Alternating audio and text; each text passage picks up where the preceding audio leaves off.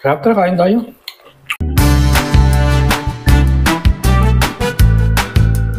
Hello mga kapapa, for today's vlog, ayan, kakain na naman tayo. So, kumusta kayo? Yan, sana may kinakain na kayo sa mga oras na ito habang pinapanood nyo itong vlog na to, okay? So, try nyo na ba yung century tuna na hinahalo sa kanin, tapos nilalagyan ng mayonnaise at ng cheese whiz? So, na-try ko na yun, hindi ko lang napakita sa inyo. Pero na-post ko siya sa TikTok. Nakaka-umay siya, promise. Masarap siya, pero hindi siya ganun kasarap na ini-expect mo na makakita mo sa ibang nag-review or gumawa no, na parang sobrang OA na ang sarap daw. Hindi naman siya ganun kasarap. Nakaka-umay. Mas ma-appreciate mo pa nga itong plain na century tuna. Tapos sa kanin lang. Tapos lagyan mo ng nori. Yun, mas ma-appreciate mo pa yun. Ayan. So, kaya ang gagawin natin, hindi siya natin nalagyan ng mayonnaise kasi nakaka-umay talaga, promise. Kasi natikman ko na siya eh. Ayan.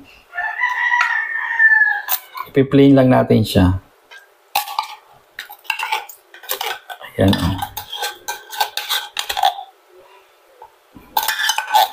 Ayan.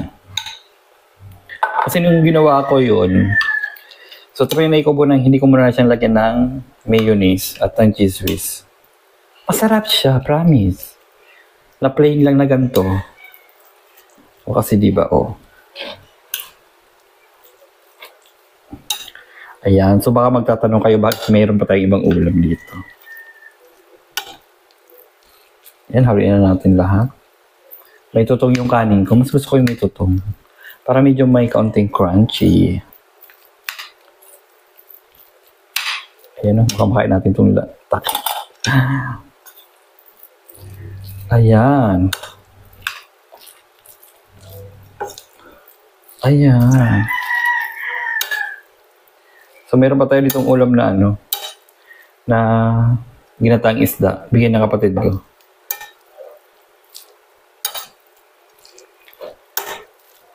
Ayan. Gutom agad ako. Oo. Doon muna tayo.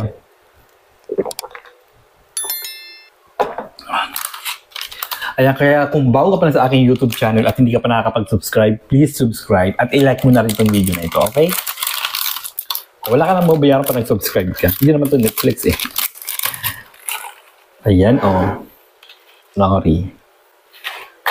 Ayan, nahalo na natin siya. Mas masarap talaga itong plain lang.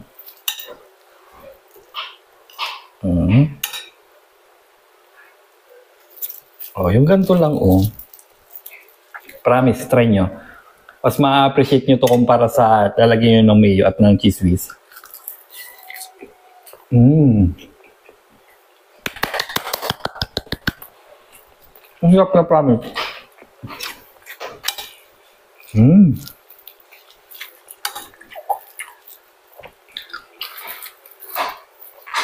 Mas masarap lang talaga yung plain. Oh, di mo na kailangan pahirapan yung buhay mo, di ba?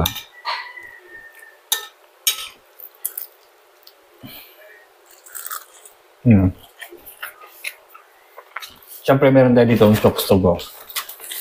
Pero hindi tulit yung manok, ha?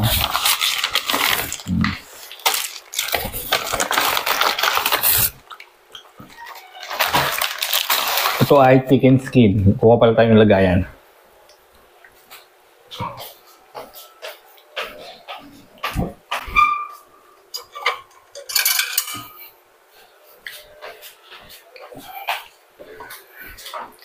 Ayan, ito ay chicken skin, ha? So baka hindi nyo pa natitikman yung chicken skin sa chokes to go. Promise, ang sarap. Tapos ang lutong. Ayan, 35 order. Ayan. Mahilig kasi ako sa chicken skin. Tapos nung trinay ko ito nung nakaraan. So ang sarap niya. Ang sarap iulam naman. Ang sarap iulam nito. Tapos may kasama pa siyang gravy. Dalawang gravy ito. Ayan. O, diba? 35. Tapos ang lalaki. Diba? Mahilig kasi ako sa chicken skin, lalo na yung sa mga street foods. Yung nasa tabing kalsada, yung mga nagpiprito ng ganito. Medyo nabibitin ako. Saka hindi siya ganun kasarap. Pero dito sa chokes to go, ang sarap niya. Ayun. Wow. Oh.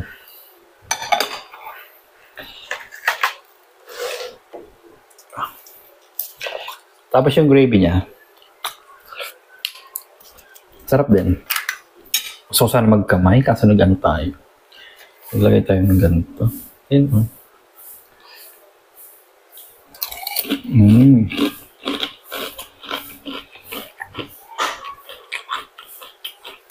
Tingin ko lang. Kuha pa tayo.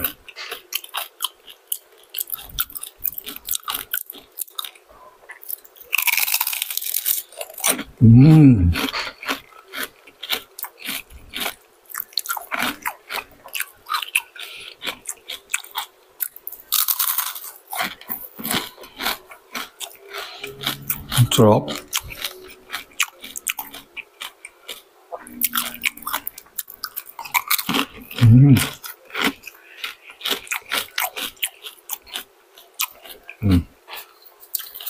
Sarap niya, promise.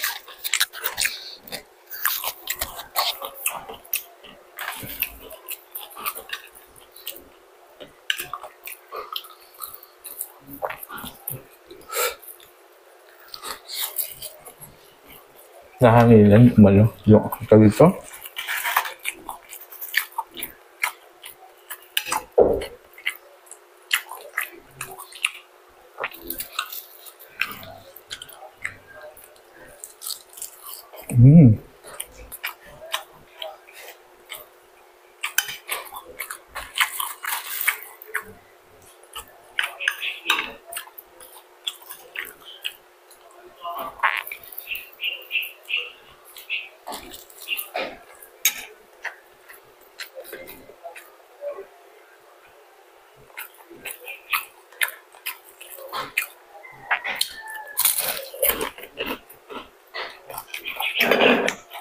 Saka kinuha itong balat ito ng tugtugo.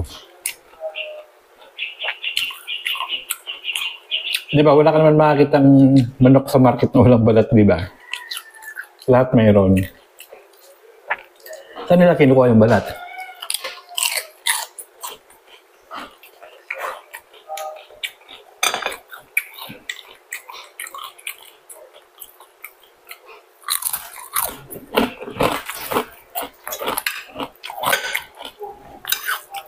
Sarap, tara, kain tayo.